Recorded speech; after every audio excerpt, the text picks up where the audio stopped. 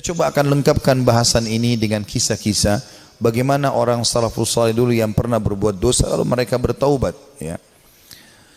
Kisah tentu yang sangat luar biasa, di antaranya adalah kisah taubatnya Tha'labah radhiyallahu anhu. Sahabat Nabi yang mulia ini adalah anak muda yang masih muda dan keimanan sudah tertanam dalam hatinya. Zaman dulu orang tidak punya kamar mandi dalam rumah, maka orang kalau mau pergi ke WC ataupun mau mandi, maka biasanya orang pergi ke padang pasir. Satu waktu Tha'labah radhiyallahu anhu ini keluar, kemudian dia ke padang pasir, lewat, bukan sengaja, lewat. Rupanya dia melewati sebuah tempat mandi tapi untuk seorang wanita Ansar, wanita dari Madinah, ya. Dan wanita ini terkenal, ya, sangat punya kecantikan dan kulitnya putih bersih. Dan ini bukan terlihat, telanjang bulat semuanya, tidak.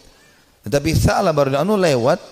Zaman dulu tempat mandinya laki-laki sama perempuan untuk membedakannya, kalau laki-laki itu dibuat pelapa kurmanya sampai ke daerah kepala sehingga bagian kepala terlihat dan orang tahu di dalam itu adalah orang.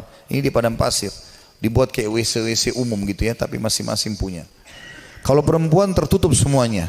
Tetapi karena terbuat dindingnya dari pelapa kurma, ya, mirip dengan pelapa-pelapa kelapa kita sekarang, ya, ada serat-serat, ada lubang celah di antaranya, maka dia sempat lihat sepintas perempuan tersebut dan itu mengganggu hati dia.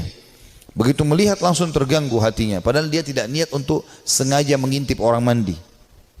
Maka dia merasa tulang-tulangnya gemetar, kesemutan, otot-ototnya merasa kesakitan dan lemas. Lalu kemudian dia segera naik ke atas sebuah bukit yang sangat tinggi di Madinah. 40 hari dia nggak pernah turun.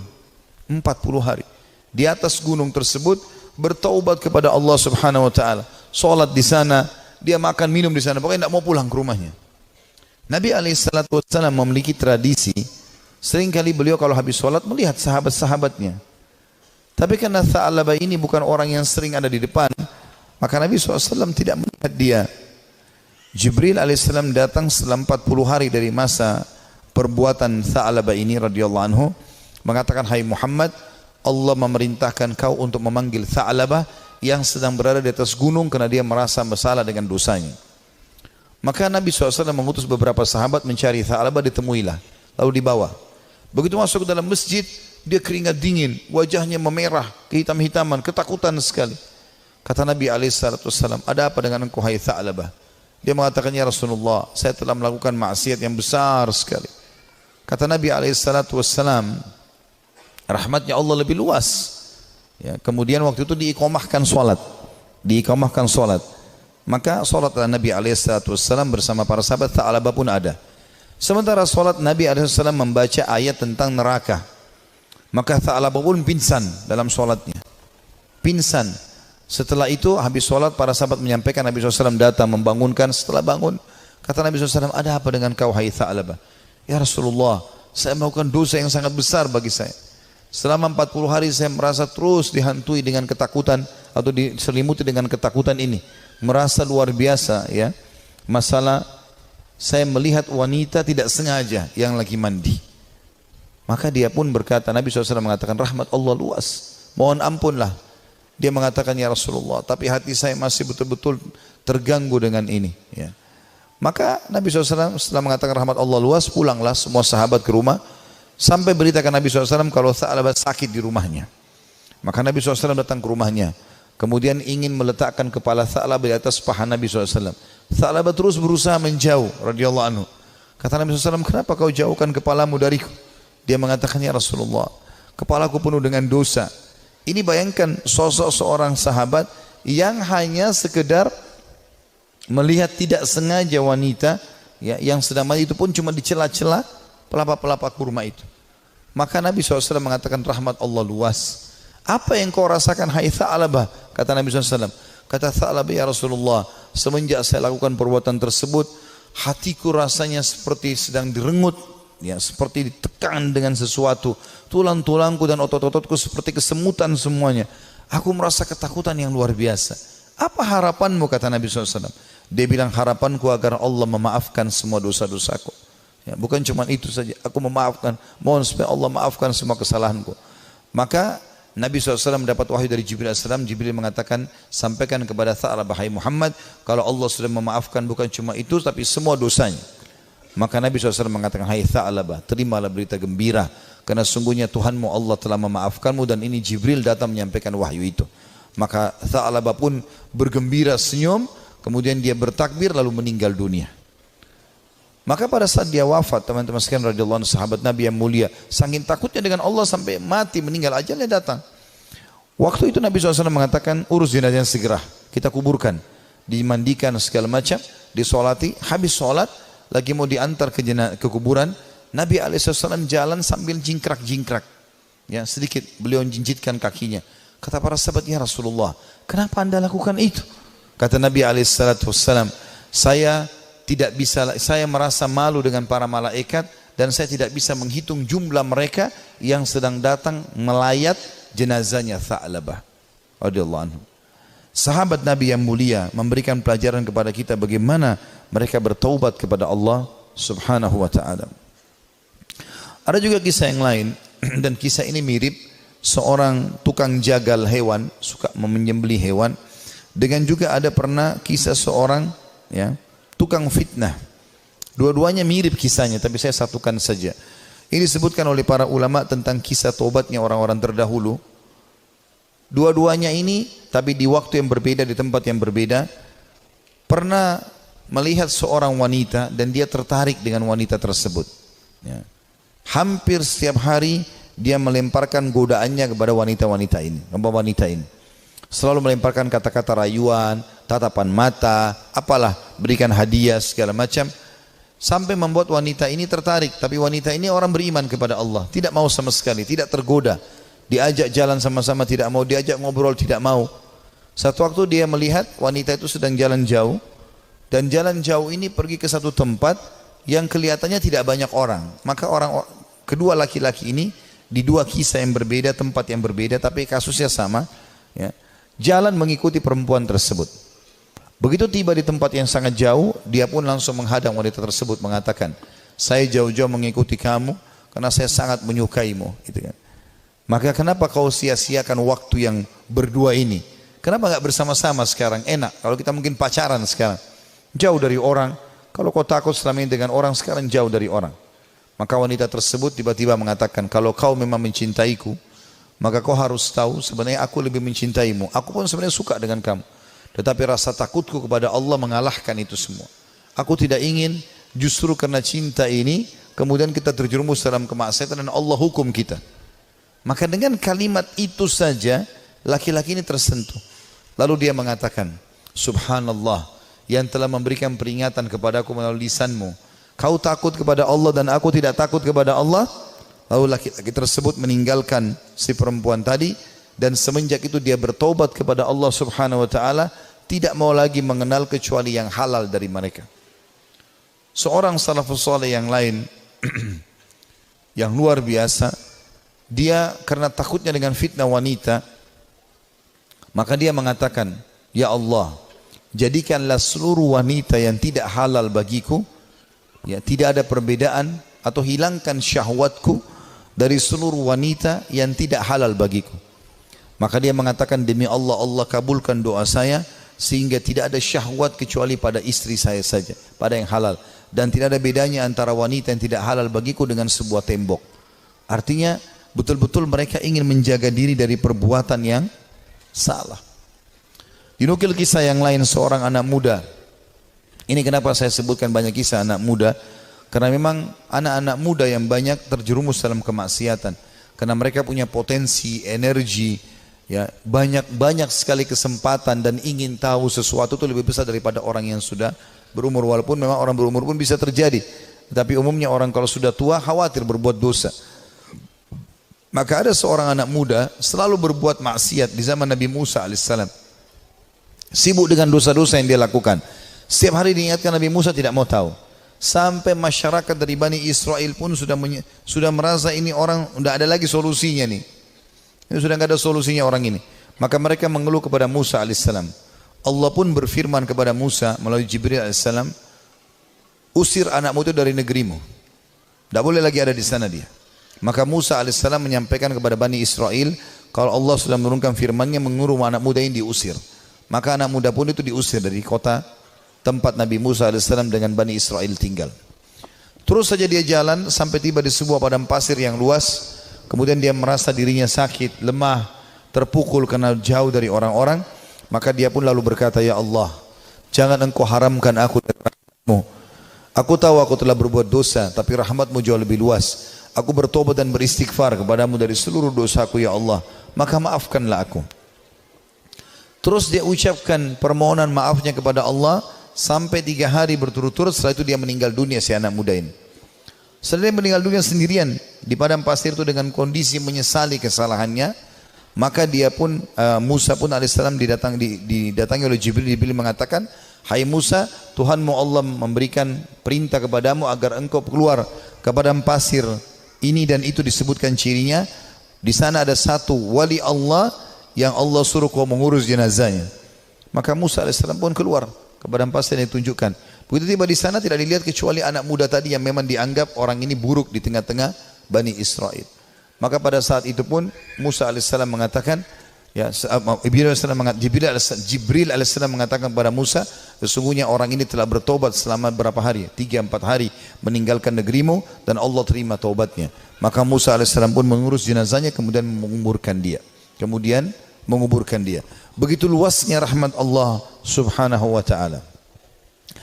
Bagi orang yang masih melakukan kemaksiatan dan berpikir bahwasanya susah untuk bertaubat, tidak ada yang susah teman-teman sekalian. Kita akan kisahkan sekarang seorang tokoh tabi'in yang masyhur, Fudail bin Iyad rahimahullah. Orang ini sangat unik ceritanya.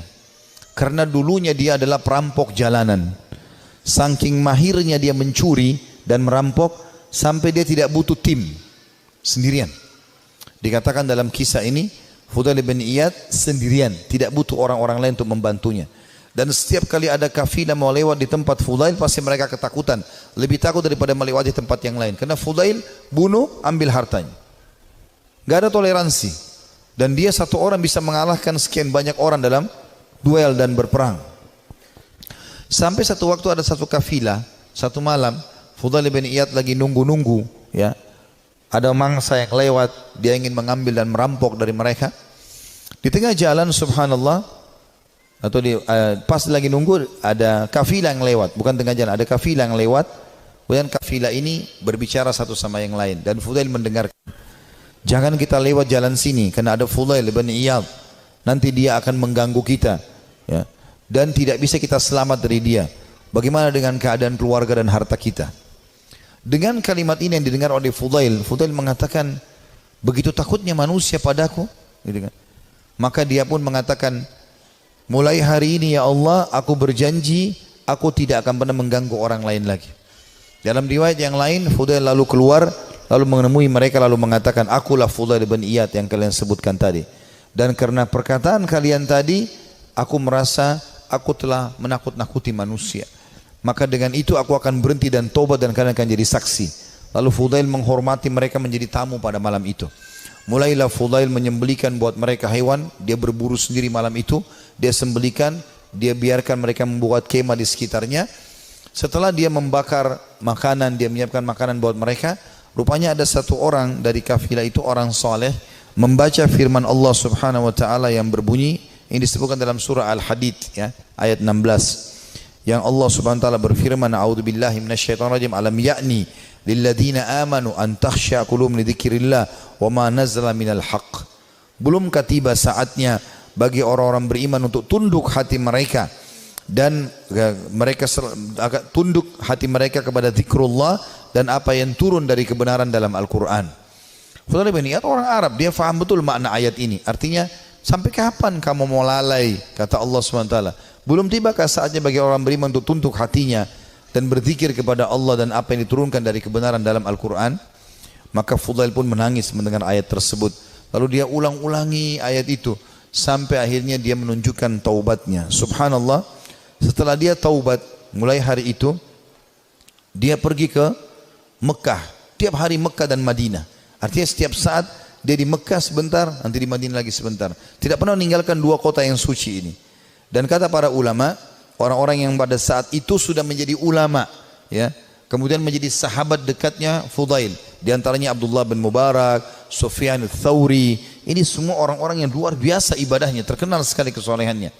Itu mereka mengatakan, kami tidak pernah menemukan orang setakut kepada Allah seperti Fudail bin Iyad. Dia luar biasa, kalau datang dekat Ka'bah nangis kepada Allah Subhanahu wa taala. Kalau nangis bisa sampai pingsan karena ketakutannya kepada Allah Subhanahu wa taala, dan dia betul-betul tulus sampai akhirnya Allah letakkan hikmah, kalimat hikmah dari lisan dia. Banyak kalimat-kalimat mutiara yang disebutkan oleh Fudail bin Iyad rahimahullah, dan itu dinukil oleh para ulama. Seperti misalnya dia mengatakan sambil dia berdoa kepada Allah, tapi ini orang dengar diam-diam. Dia sebutkan diam-diam di hadapan depan Ka'bah. Dia mengatakan, "Idza azharta aibana fatadhhar wa lan nastati'a satrah." Ya Allah, seandainya Engkau membuka aib-aib kami, maka pasti akan kelihatan dan kami tidak akan mungkin bisa menutupinya. Wa nufdah, dan kami pasti akan dipermalukan. Wa idza azharta a'malana fanuhlik bi'adzabik. Dan kalau seandainya Engkau memperlihatkan amal-amal kami, akhirnya orang jadi puji-puji kami, maka kami akan binasa dan kami akan kena hukuman-Mu. Kemudian dia juga menyebutkan dalam statementnya yang masyhur setelah dia taubat, kamu berhias untuk manusia, hai Fudail, berdandan untuk mereka, dan terus saja riya, pamer ibadah-ibadah sehingga mereka menilaimu saleh. Mereka menunaikan kebutuhanmu, kemudian melapangkan tempat duduk untukmu dan bermuamalah denganmu karena mereka salah duga. Kamu buruk bila demikian adanya. Artinya orang-orang akan menilai kau seakan-akan kau itu orang soleh, padahal sebenarnya tidak, ya. Dia terus menasihati dirinya agar jangan sampai dia lalai. Ibnu Mubarak berkata, Abdullah bin Mubarak setelah melihat ibadahnya Fudail bin Iyad yang tadinya penjahat besar, perampok jalanan, suka membunuh dan merampas harta orang, sesungguhnya Fudail merupakan bukti kebenaran kekuasaan Allah Azza wa Jal yang memuncul dengan Allah atau Allah memunculkan hikmah melalui lisannya. Dia termasuk manusia yang dikaruniai manfaat dari amal-amalnya. Disebutkan dalam Syiar Alam Nubala di jilid 8 halaman 425. Artinya ini bukti nyata tanda-tanda kebesaran Allah. Tadinya penjahat besar, pembunuh, lalu dia taubat nasuha. Dia tinggalkan semua kesalahannya. Allah tidak mau tahu masa lalu orang, tapi Allah Subhanahu wa taala menilai sekarang ke depan. Fudail berkata kepada seseorang yang bertanya, bagaimana caranya supaya bisa menjadi takut kepada Allah sebagaimana Anda ini takut? Ya, Anda bisa taubat seperti ini, luar biasa. Kata dia, kosongkan hatimu untuk sedih dan takut sampai keduanya dapat bersarang. Apabila keduanya bersarang di hatimu, maka keduanya akan membentengimu dari melakukan maksiat dan menjauhkan dirimu dari api neraka. Disebutkan juga dalam Syiar Alam Nubala jilid 8 halaman 438. Artinya dia mengatakan, yang membuat saya seperti ini, saya sengaja menanamkan rasa takut saya kepada Allah. Saya mempelajari tentang kemahabesarannya Allah Subhanahu wa taala sebagai pencipta, beratnya siksaannya kalau melanggar terus-menerus, ya. Kemudian saya biarkan tersarang dalam hati saya. Maka akhirnya itu membentengi saya dari kemaksiatan. Dia juga berkata, sedih karena Allah di dunia menghilangkan keresahan di akhirat, dan terlalu gembira di dunia menghilangkan manisnya ibadah. Nah, artinya dia mengatakan sedih karena Allah di dunia, maksudnya merasa rindu dengan surga, takut dengan dosa, menghilangkan keresahan di akhirat. Tidak akan mungkin bersatu antara dua kesedihan, gitu kan. Dan terlalu gembira dengan dunia, tidak pernah ada cobaannya misalnya, tapi walaupun tidak mungkin ya, pasti manusia akan diuji oleh Allah SWT supaya dia tidak terlalu bergantung pada dunia ini. Dan terlalu gembira dengan dunia berlebih-lebihan sampai terbahak-bahak, sampai luar biasa merasa hidupnya harus selalu kegembiraan, padahal itu juga tidak mungkin terjadi, maka akan membuat ya, atau menghilangkan manisnya ibadah. Dia juga menasihati dirinya setelah dia taubat, mengatakan, wahai jiwa, kasihan kamu ini. Kau selalu berbuat buruk, namun kau mengira dan merasa dirimu baik. Kamu tidak tahu, tetapi merasa selevel dengan ulama. Kamu kikir, tapi kamu merasa dirimu dermawan. Kamu bodoh, tapi kamu merasa pintar dan cerdas. Ajalmu pendek, tapi angan-anganmu sangat panjang. Nah, ini kalimat-kalimat mutiara yang luar biasa. Rupanya setelah dia bertaubat kepada Allah Subhanahu wa taala, Allah berikan kalimat-kalimat ini kepadanya, ya. Dia mengatakan, saya ulangi, wahai jiwa, kasihan kamu. Kau berbuat buruk, namun kau mengira dirimu berbuat baik. Artinya, amal-amal yang kau kerjakan ini masih kurang. Tapi kenapa kau selalu merasa bangga? Ini dia nasihati dirinya sendiri. Karena ada orang kadang-kadang begitu, dikuasai oleh syaitan, dia merasa bangga. Saya sudah haji sekian kali, saya sudah pernah bersedekah ini dan itu, saya pernah bangun masjid satu masjid itu terus yang dibahas. Apa saja semuanya dibanggakan. Maka dia menasihati dirinya supaya dia terus termotivasi mau ibadah. Dia mengatakan, wahai jiwa, kasihan kamu. Kau sebenarnya berbuat buruk masih sedikit, tapi kau pikir dirimu sudah berbuat banyak. Kau tidak tahu, ya, tapi kau menganggap dirimu selevel dengan ulama. Ini juga banyak jadi penyakit di dalam tengah-tengah penuntut ilmu. Baru belajar setahun 2 tahun sudah merasa dirinya luar biasa. Akhirnya sudah mulai membicara tentang ulama ini, tentang ulama itu. Habis waktunya untuk itu. Maka semestinya seseorang menyadari kalau dia baru belajar, ya sudah dia belajar. Sebagaimana dikatakan oleh Fudail di sini rahimahullah. Beliau mengatakan, kau tidak tahu tapi kau merasa dirimu selevel dengan ulama.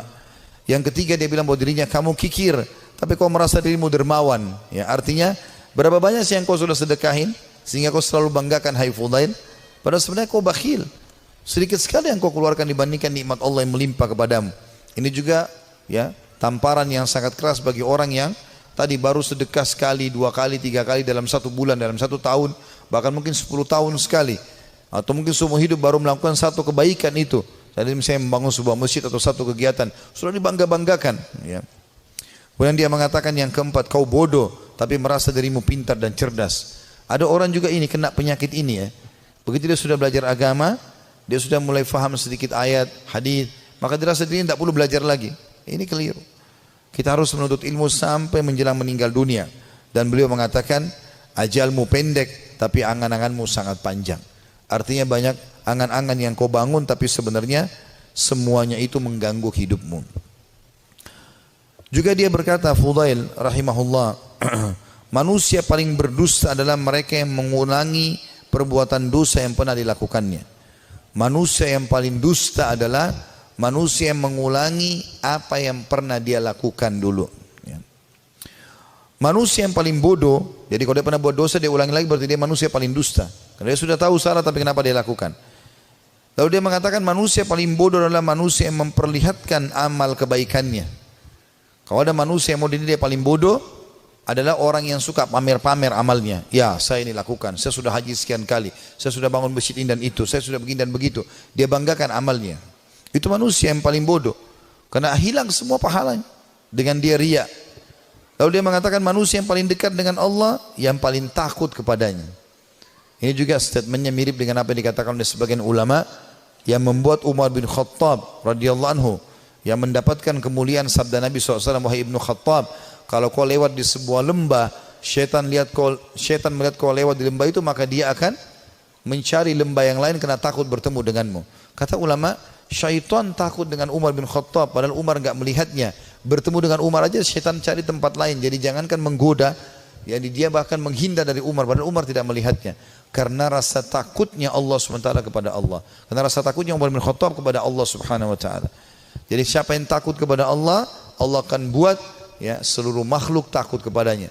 Dan siapa yang tunduk kepada Allah, Allah juga tundukkan makhluk kepadanya. Ya, semua itu siapa yang cinta kepada Allah, Allah akan buat makhluk cinta kepadanya, dan seterusnya. Juga kata beliau, manusia tidak akan sempurna sehingga agamanya mampu mengalahkan nafsunya, dan manusia tidak akan binasa sehingga nafsunya mengalahkan agamanya. Ini statement yang mulia. Beliau mengatakan, kalimat ini penting untuk digarisbawahi teman-teman sekalian. Manusia tidak akan sempurna sehingga agamanya mampu mengalahkan nafsunya. Artinya ilmu yang dia pelajari itu menjadi patokan dan pegangan hidupnya, sehingga nafsunya diawasi oleh ilmunya. Karena ilmu agama itu mengawasi kita. Ilmu agama mengawasi kita. Kalau kita belajar agama, ilmu kita sudah halal haramnya Allah seperti bodyguard. Kita mau makan, mau minum, mau mencari pendapatan, mau bergaul, agama akan mengatakan itu boleh atau tidak boleh. Maka orang yang sempurna adalah orang yang justru ilmu agamanya itu bisa mengontrol hawa nafsunya. Dan sebaliknya, orang yang binasa adalah orang yang nafsunya mengalahkan agamanya. Jadi dia pun tahu agama tapi tetap saja dikalahkan oleh agamanya sendiri. Dan ini semua adalah hal mendasar yang perlu digarisbawahi dari nasihat yang mulia. Ini kita bisa, ini sebagian kecil ya, banyak sekali statementnya, hampir semua buku tentang tazkiyatun nafs, ya, pensucian jiwa, tentang zuhud, ya, menginginkan akhirat, gitu kan, daripada dunia, masalah keimanan, ya, masalah penyesalan, itu selalu ada statementnya Fudail bin Iyad. Padahal tadinya dia ini seorang penjahat besar, tapi bagaimana Allah Subhanahu wa taala memberikan kepada dia karunia dengan taubatnya yang luar biasa nasuha. Allah memberikan kata-kata mutiara dari lisannya. Dia juga mengatakan, Az-Zahabi berkata, ditanya kepada Fudail, apa itu zuhud? Apa itu zuhud? Mendahulukan akhirat dari dunia. Dia mengatakan banyak qanaah. Qanaah artinya merasa puas, ya, dengan apa yang telah Allah berikan. Itu namanya zuhud, kata beliau. Jadi kalau kau mau dikatakan zuhud, kau berharap akhirat dan dunia kau jalani juga, tapi akhirat kau dahulukan, adalah banyak merasa syukur kepada Allah. Lalu ditanya kepadanya tentang wara. Wara itu menjaga kesucian hubungan sama Allah. Yang menjawab, menjauh dari yang diharamkan syariat. Apapun yang Allah larang, tinggalkan. Bukan cuma yang haram, yang makruh pun ditinggalkan. Makan, minum, berdiri aja tidak dilakukan. Apalagi kalau sampai makan yang haram. Dan kita kalau tinggalkan sesuatu yang makruh, berarti yang haram akan lebih mudah kita tinggalkan. Orang kalau tinggalkan yang makruh, yang haram akan dia tinggalkan. Orang kalau kerjakan amal yang sunnah, amal wajib pasti akan dia kerjakan. Lalu ditanya juga kepada dia, apa ibadah itu? Ia menjawab, melaksanakan apa yang diwajibkan sebaik mungkin. Melaksanakan yang diwajibkan sebaik mungkin. Dan sekian banyak statement Fudail bin Iyad rahimahullah yang kita bisa ambil pelajaran darinya. Artinya tidak ada kata terlambat dalam bertaubat. Dan kalau orang taubatnya nasuha, Allah Subhanahu wa taala akan karuniakan untuk dia kelebihan-kelebihan yang banyak. Saya akan tutup dengan dua kisah di sini teman-teman sekalian. Salah satunya nanti yang terakhir adalah kisah yang cukup panjang, kisah Ka'ab bin Malik radhiyallahu anhu, sahabat Nabi yang mulia yang bertaubat karena dia tidak sempat ikut dalam perang Tabuk bersama Nabi alaihi salatu wassalam. Namun sebelumnya saya akan sebutkan dulu kisah tentang sosok orang yang sangat saleh dari kalangan tabi'in. Dia hidup di zaman Nabi SAW tapi tidak sempat bertemu dengan Nabi dalam pendapat sebagian orang, yaitu Ubaid bin Umair bin Qatada al-Laythi al-Jundu'i al-Makki, ya. Orang ini sangat saleh, luar biasa. Sampai di Mekah itu kalau ada orang yang menganggap dirinya, ya, lemah imannya, pasti datang kepada dia, ya, kepada Ubaid ini rahimahullah. Orang ini sangat luar biasa keimanannya. Ada sebuah kisah dinukil oleh Ibnu Qudamah. Kisah Ibnu Qudamah dinukil tadi, kisah Tha'labah. Ini dinukil dalam sebuah kisah di sebuah buku, ya. Kisah ini kisah sahih. Ada seorang wanita di Mekah sangat terkenal dengan kecantikannya. Dan wanita ini terkenal tinggi, putih, cantik, fitnah luar biasa. Tapi dia tutup wajahnya, dia pakai cadar.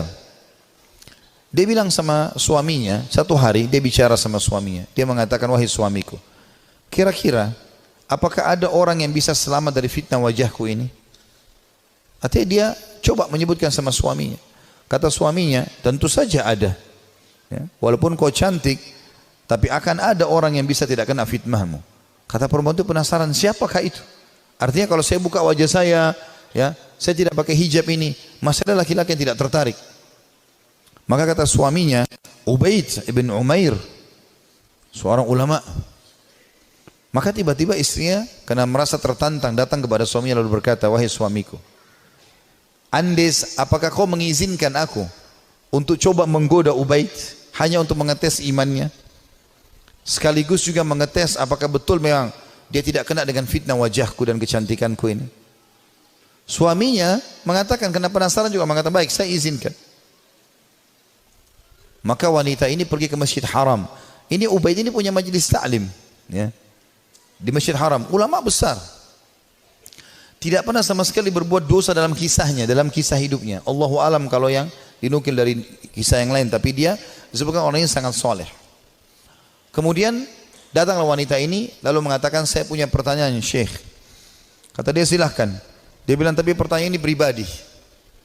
Maka saya tidak bisa menanyakan di depan orang. Kalau bisa, saya akan meminggir dengan anda di salah satu sudut masjid ini.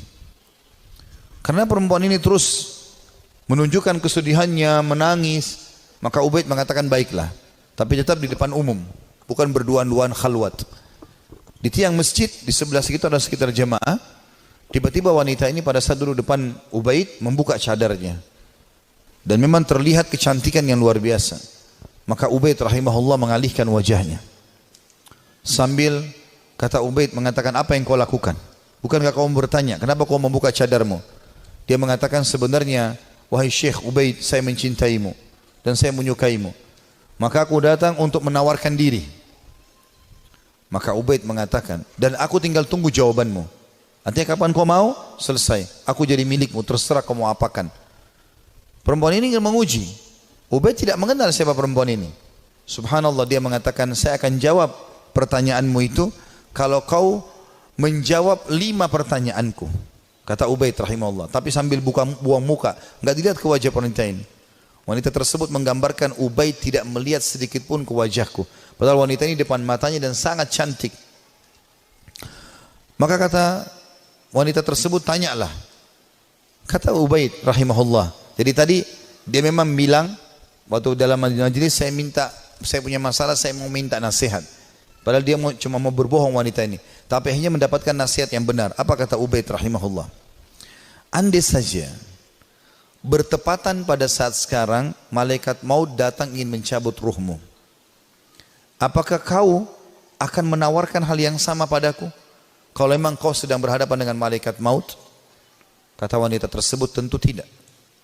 Pertanyaan kedua, andai saja kamu sedang berada dalam kuburan, tempat yang pasti kau akan datangi, dan kau sedang bertemu dengan Munkar dan Nakir, 2 malaikat akan bertanya di kuburan, dan kau sedang ditanya untuk selamat ke surga atau neraka, apakah kau juga akan berpikir tetap akan menawarkan dirimu seperti ini?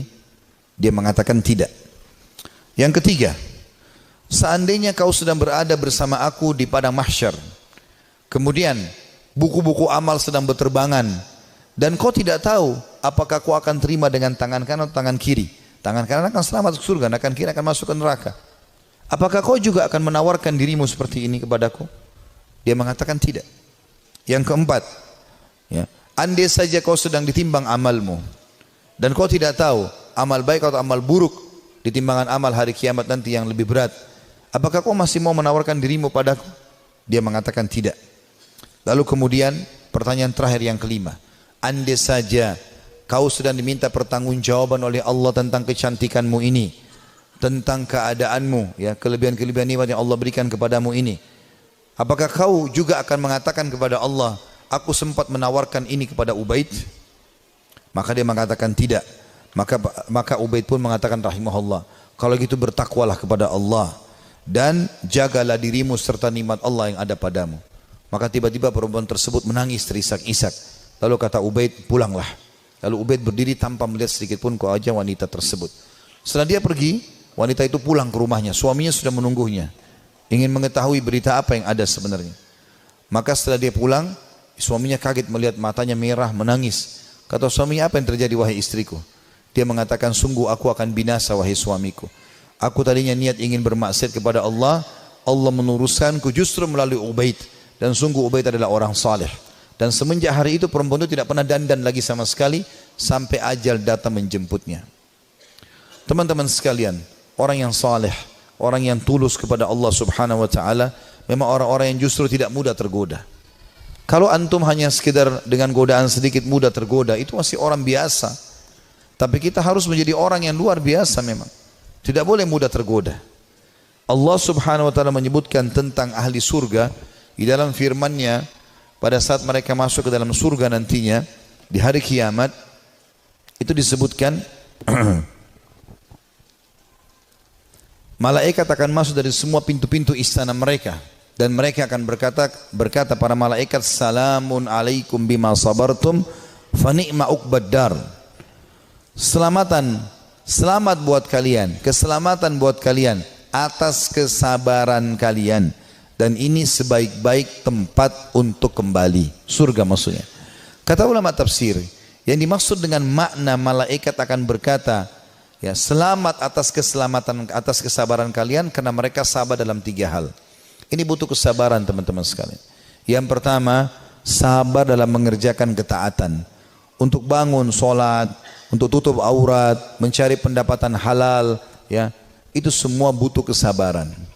Duduk di majelis ilmu seperti ini butuh kesabaran. Bangun sholat malam butuh kesabaran. Bersedekah padahal kita butuh kesabaran. Berbakti dengan orang tua yang sudah sangat tua butuh kesabaran.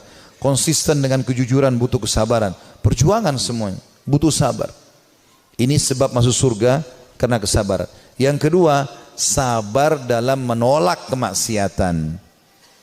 Jadi semua kita di sini yang hadir punya peluang berzina, punya peluang berbohong, punya peluang melakukan semua dosa. Bukankah sekarang di zaman kita fitnahnya sangat besar?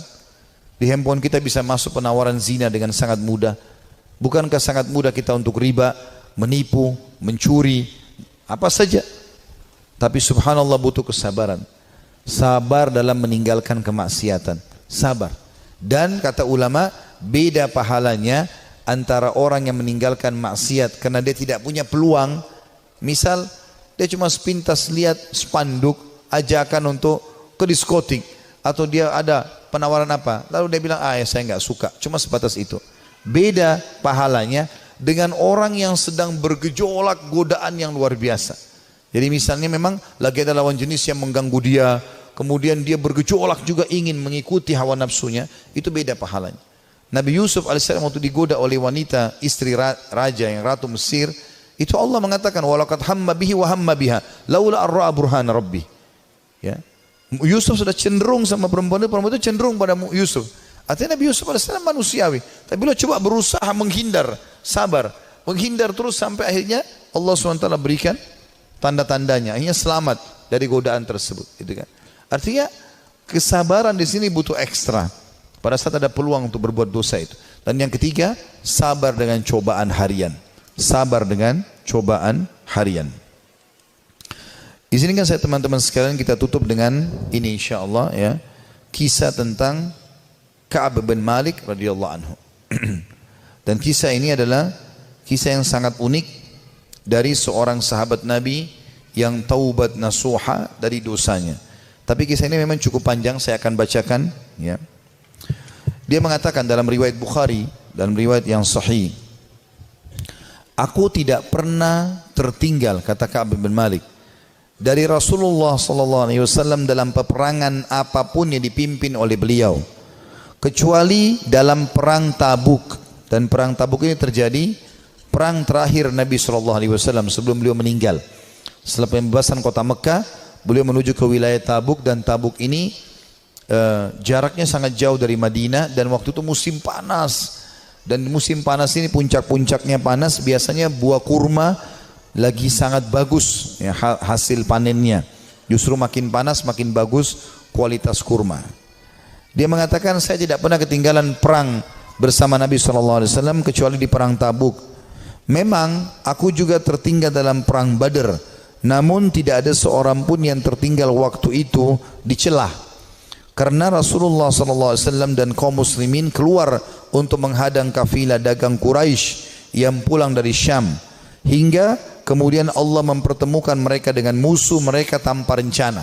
Maksudnya perang Badr ya. Saya tidak hadir di Badr, kata Ka'ab radhiyallahu anhu, karena memang waktu itu bukan kewajiban tapi pilihan. Cuma di perang Tabuk memang kewajiban, dan aku terlalaikan pada saat itu.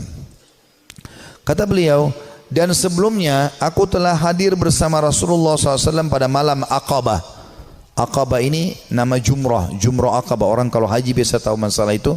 Tempat melontar Aqabah.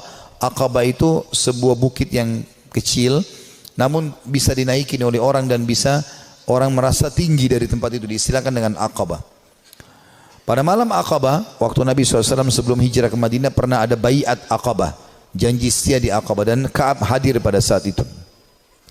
Dan sebelumnya kata beliau, aku telah hadir bersama Rasulullah SAW pada malam Aqabah sewaktu kami bersumpah setia membela Islam.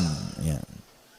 Dia mengatakan, dan kehadiranku di malam itu tidak bisa digantikan dengan perang Badar. Walaupun perang Badar lebih dikenang di tengah orang-orang daripada Baiat Aqabah atau janji setia di Aqabah. Dan di antara kisah hidupku adalah ketika aku tertinggal dari Rasulullah SAW pada perang Tabuk, aku tidak pernah merasa lebih kuat dan lebih mampu daripada keadaanku ketika aku tertinggal dari perang itu. Jadi maksudnya pada saat itu aku tidak punya alasan untuk tidak ikut perang Tabuk. Waktu itu Nabi SAW mewajibkan semua laki-laki yang kuat dan tidak punya udzur, ya. Pada saat itu aku sangat kuat, belum pernah aku sekuat itu sebelumnya. Demi Allah, aku sebelumnya tidak pernah memiliki dua kendaraan, namun di perang itu aku memilikinya. Jadi selain fisikku kuat, aku juga memiliki 2 ekor kuda. Sebelumnya belum pernah aku punya 2 ekor kuda. Jadi aku sekarang lebih baik secara ekonomi. Rasulullah SAW tidak pernah menginginkan peperangan, melainkan beliau menyembunyikan daerah sasarannya dengan mengisyaratkan seolah-olah beliau menuju yang lainnya. Hingga pada perang itu Rasulullah SAW berperang menuju Tabuk dalam musim yang sangat panas dan menghadapi perjalanan yang sangat jauh menempuh padang pasir. Dan menghadapi jumlah pasukan yang sangat besar, beliau menjelaskan kepada kaum muslimin tentang urusan mereka yang sangat serius, agar mereka bersiap-siap dengan segala perbekalan mereka untuk menghadapi perang. Beliau menjelaskan kepada mereka arah mana yang hendak beliau tuju. Artinya pada saat itu Nabi SAW mewajibkan semua laki-laki, dan Nabi mengingatkan, ini yang kita datangi pasukan Romawi, jumlahnya sampai 250.000 personil. Jumlah sahabat itu sekitar 30.000 saja, ya. Maka Nabi SAW ingatkan para sahabat waktu itu, orang-orang Islam, kata Ka'ab radhiyallahu anhu, yang bersama Rasulullah SAW sangat banyak, dan mereka tidak didaftar dalam buku induk, atau maksudnya buku induk negara, ya. Ka'ab berkata, melanjutkan, maka hampir tidak ada yang ingin absen dari perang, kecuali dia menduga bahwa hal itu tidak akan diketahui selama tidak ada wahyu yang Allah jelaskan atau turunkan. Rasulullah SAW lalu berangkat ke perang itu ketika buah-buahan sedang masak dan pohon-pohon menjadi rindang. Ya, perlu kita ketahui penduduk Madinah, kebetulan Ka'ab juga orang Madinah, pendapatan utama mereka adalah kurma. Pendapatan utama mereka adalah kurma. Dan pada saat itu musim panas dan puncak-puncaknya kurma akan panen. Sekitar 2-3 hari lagi akan panen. Tiba-tiba Nabi SAW bilang, jihad, sekarang kita harus keluar. Maka ini ujian yang sangat luar biasa. Beliau mengatakan Rasulullah SAW berangkat pada perang itu ketika buah-buahan sedang masak dan pohon-pohon menjadi rindang. Maka aku lebih cenderung kepadanya, kepada hasil panen. Rasulullah SAW dan kaum muslimin yang bersamanya sedang berkemas-kemas, dan aku pun segera pulang untuk bersiap-siap bersama beliau. Tapi setelah aku pulang, aku tidak melakukan apa-apa. Aku berkata dalam hati, aku bisa melakukannya kapan saja aku mau. Begitulah keanggapan terus mengergapku, hingga orang-orang terus berbenah dengan serius. Maka pada pagi harinya Rasulullah SAW dan kaum muslimin bersamanya berangkat menuju perang. Sementara aku belum melakukan persiapan apa-apa. Kemudian aku beranjak lalu kembali tapi tanpa melakukan apa-apa. Hal itu membuat akhirnya aku tidak berangkat dan aku tertinggal. Dan aku bertekad akan menyusul mereka, ya, pada saat tiba di sore hari. Dan seandainya saja aku lakukan itu, maksudnya menyesal, coba aku lakukan, ya. Namun kemudian hal tersebut tidak ditakdirkan untukku. Maka ketika aku keluar ke tengah manusia setelah keberangkatan Rasulullah SAW, aku merasa bersedih dan aku tidak melihat seorang panutan untukku kecuali laki-laki yang tercela karena kemunafikannya, atau orang yang diterima uzurnya dari Allah SWT dari kalangan orang-orang yang lemah. Rasulullah SAW tidak menyebut-nyebutku hingga beliau sampai di Tabuk. Beliau bersabda sambil duduk di tengah pasukan Tabuk, apa yang dilakukan oleh Ka'ab bin Malik?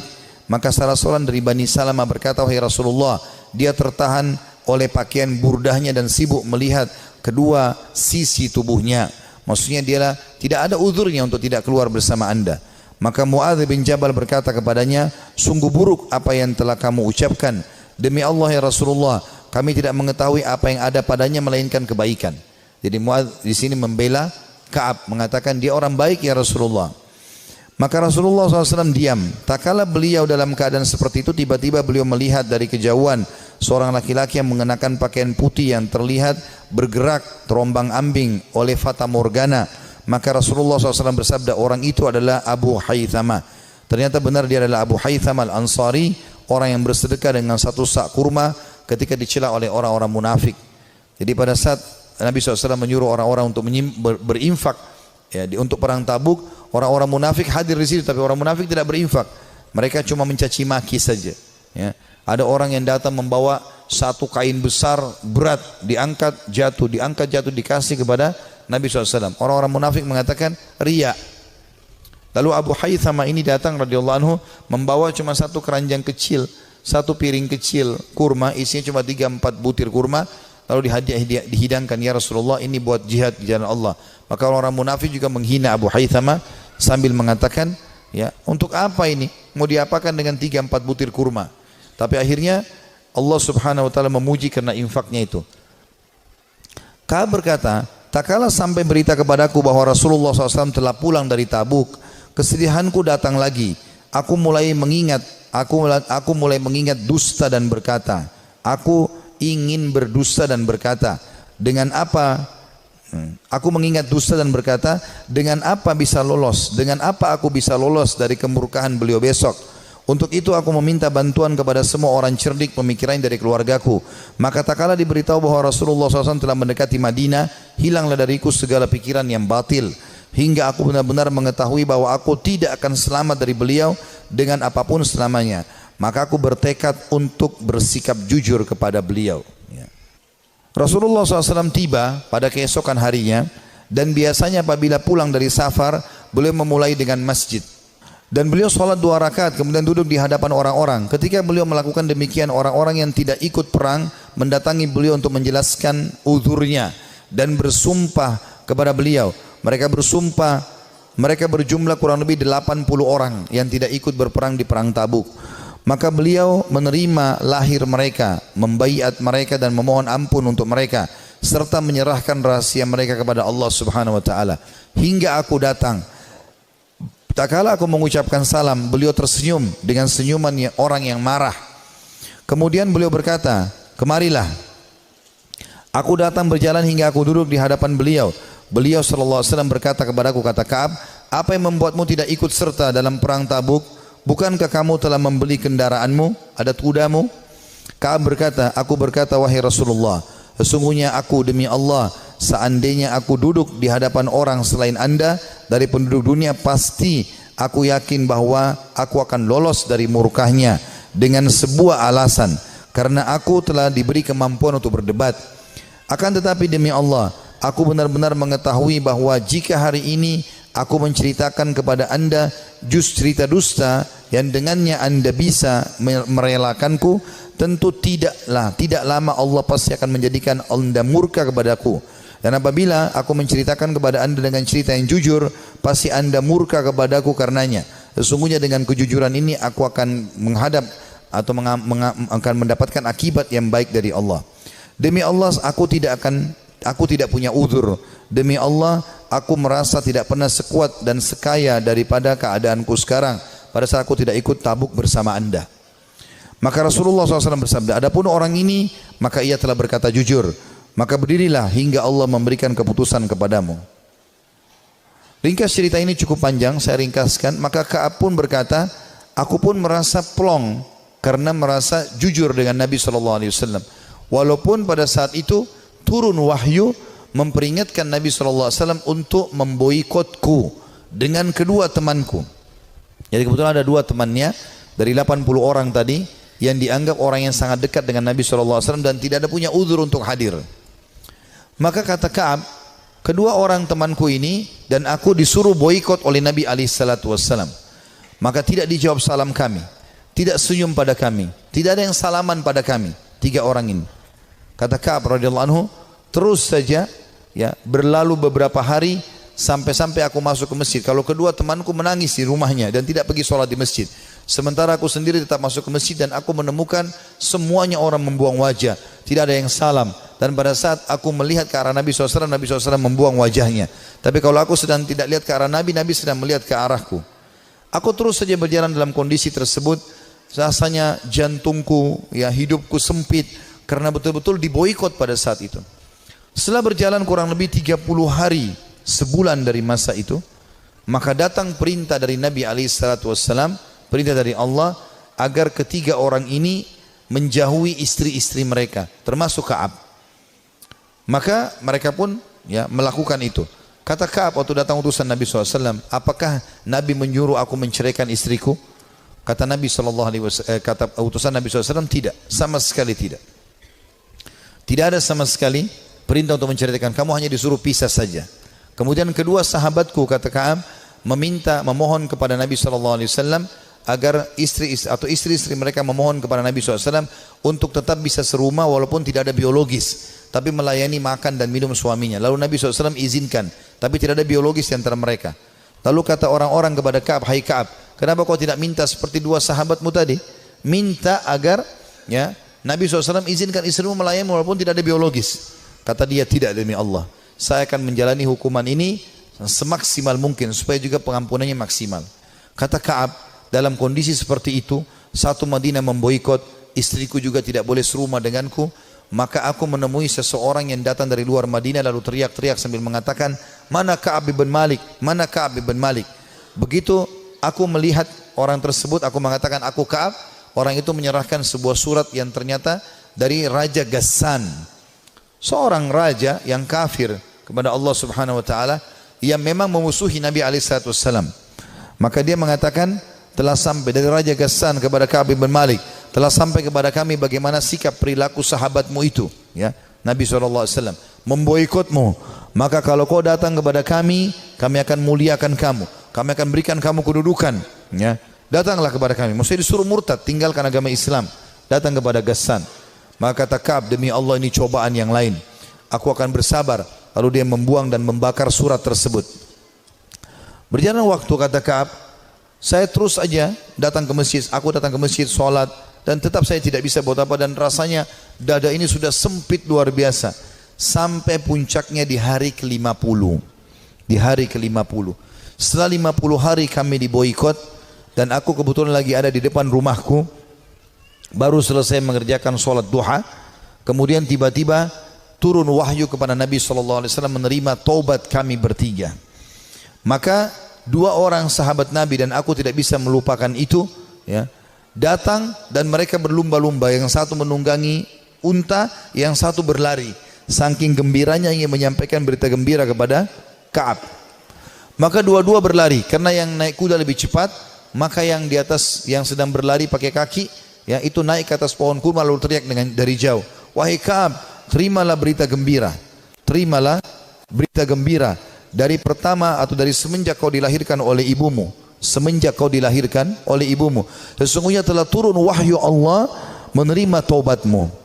Maka kata Ka'ab, aku belum pernah merasa bumi sesempit itu sebelumnya, dan aku belum pernah merasakan bumi seluas itu setelahnya.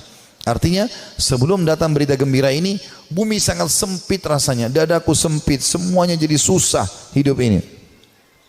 Tapi setelah sampai berita gembira ini, aku pun bahagia ataupun tentram, dan aku merasa luar biasa. Saking gembiranya aku membuka bajuku dan aku memberikan kepada pemberi berita gembira tersebut. Aku pakai baju lain, aku datang kepada Nabi SAW. Aku menemukan para sahabat tersenyum, bersalaman denganku, menyampaikan berita gembira, dan aku sangat terharu. Orang-orang pada menangis. Aku menemui Nabi SAW. Lalu Nabi SAW mengatakan, wahai Ka'ab, terimalah berita gembira dari pertama kau dilahirkan oleh ibumu. Kata Ka'ab, ya Rasulullah, aku telah mengambil pelajaran dan bersyukur kepada Allah, dan aku berjanji kepada anda, mulai hari ini aku tidak akan pernah berdusta selamanya, karena kejujuranku lah yang telah membuat Allah menyelamatkanku. Saudaraku si iman, kisah-kisah seperti ini, walaupun ini cukup panjang tadi disampaikan, karena memang ini kisah cukup panjang di dalam riwayat Bukhari, saya meringkaskan bagaimana orang-orang salafus saleh kembali kepada Allah Subhanahu wa taala. Yang paling penting, setelah kita kembali ke jalan Allah Subhanahu wa taala, sebelum ajal datang, karena kalau ajal datang kita akan menyesal. Kita akan berharap solat duha yang pernah kita tinggalkan 2 rakaat kita akan lakukan. Kita akan berharap kembali ke dunia senyum dengan seorang muslim lalu kita meninggal dunia. Kita berharap bisa menyedekahkan seluruh harta yang kita miliki. Kita berharap berbakti dengan kedua orang tua kita yang masih hidup. Kita berharap bisa berbuat baik dengan tetangga, dengan masyarakat, dengan siapa saja, karena semua itu akan ada nilai pahala di sisi Allah Subhanahu wa taala. Sebelum itu terjadi, teman-teman sekalian, penyesalan, sekarang kesempatan kita kembali kepada Allah Subhanahu wa taala. Allah mengatakan wa anibu ila rabbikum wa aslimu lah. Tadi sudah saya bacakan dalam surah Az-Zumar. kembalilah kalian ke jalan Tuhan kalian dan tunduklah kepadanya. Menjadi orang yang baik, orang yang patuh kepada Allah, orang yang soleh dan soleha, mulia.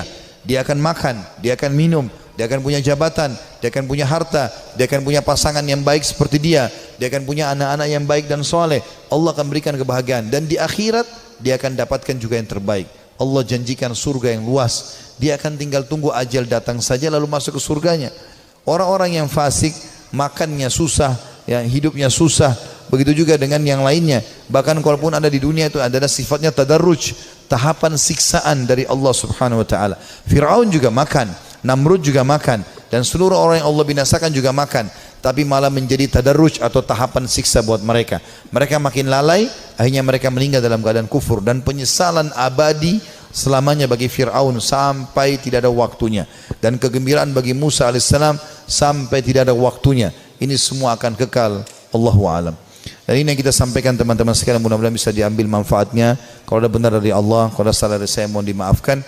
Subhanakallahumma bihamdika asyhadu an la ilaha illa anta astaghfiruka wa atubu ilaik. Wassalamualaikum warahmatullahi wabarakatuh.